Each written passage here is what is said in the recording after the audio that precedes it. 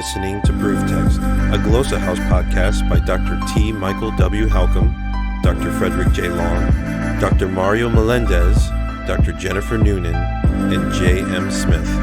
Welcome and enjoy. Hello and welcome to Proof Text. I am Michael Halcomb, and this is a Growcabulary episode. Now, we are thinking today about Hebrew vocabulary, so we're trying to grow our Hebrew vocabulary. If you watched or missed the previous episode, you saw that I had done a review of all the Hebrew words, the individual words that we've done over the last several months. I think there were 16 of them. So if you missed that, go back and check it. So we're going to move on and we'll get another batch of words in here, but we'll start with this one for this episode.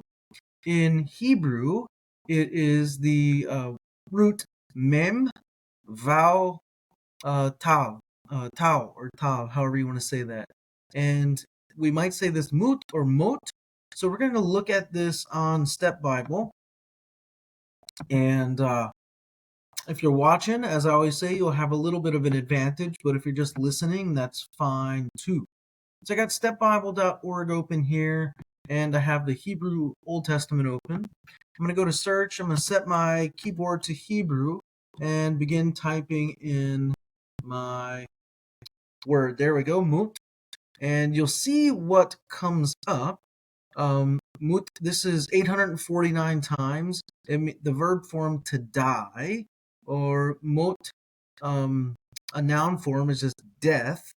We also have this form mavet, the same letters but different vowels underneath, also death, essentially the same thing.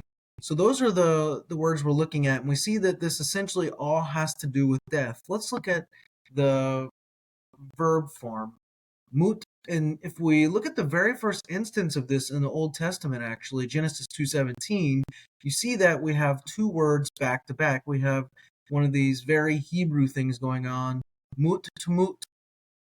That's how we say it, mut to mut. And we're dealing with, of course, death here. If we look at Genesis 3:3, we see we got tamatun there. And then again in 3:4, mut to matun. And in 5:5, we have vutamot. And so on and so forth. In 5:8, vayamot, and we could keep going with this. So you need to know that this mem vowel tit has to do with death. I don't have a great mnemonic device for this, but if you associate the mem with m, of course, and the vowel, here it's a holem vav, actually, or a holem vowel, however you want to say that. Not vowel, by the way, V-O-W-E-L, but Hebrew V-A-U, if you want to say it that way. Most people say vav instead of vowel, but whatever. So the holem vowel, holem vav, and then we have the tav here at the end. So mem, holem vav, tau, or tav. And you can see that would be the equivalent of M-O-T in English. And if you want like an acronym, maybe you could do something like meeting our termination, which is kind of silly, but you could maybe think of death. So sometimes mnemonic devices are helpful. Sometimes they're not, because it's just more to remember. But there you go. Take it or leave it. This is a pretty easy one to get a grasp on, and that's why I'm going to end it there. And I'll say I hope that helps. Interested in growing your ancient language skills but not sure where to start?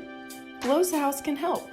From illustrated readers and short stories to lexicons and grammars, Glossa House offers a variety of resources for beginning, intermediate, and experienced ancient language learners. Head to glossahouse.com today. Glossa House, language resources for the global community.